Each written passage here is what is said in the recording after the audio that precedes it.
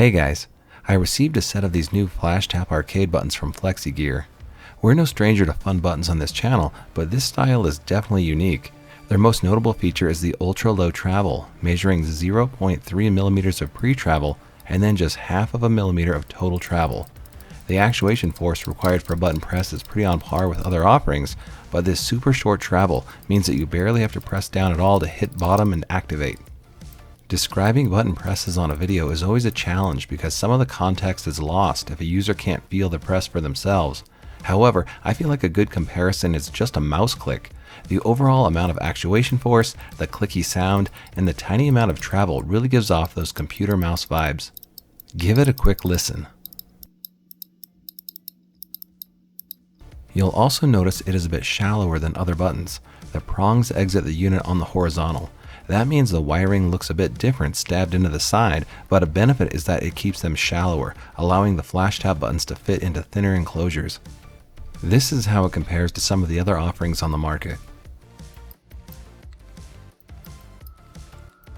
Full disclaimer, this is an early release version 1 set, so there will be some quality of life updates for the V2 release coming soon here based off of the initial user feedback.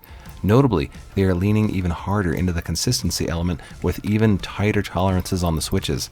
This is done by using industry-first bin switches from Kale. Basically, Kale first uses a switch manufacturing machine to produce GM 9.0 switches with an actuation force range of 50 to 70 GF. These switches are then sorted using an actuation force classification machine into 4 different categories.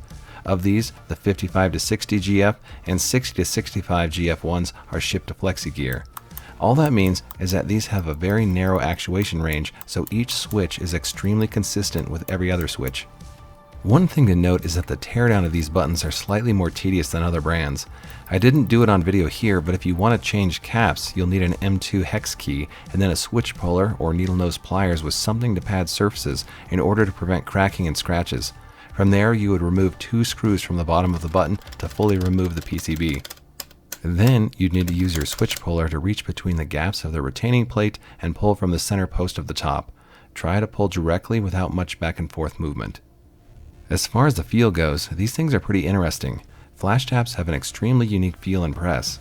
I keep going back to that computer mouse comparison. Presses are obviously very fast. Button slides are also smooth and easy to execute. We'll see if we can't get a set of these newer V2 ones to see how they compare, but the listed changes look to be fairly marginal, so hopefully this video paints a decent picture for anyone on the fence.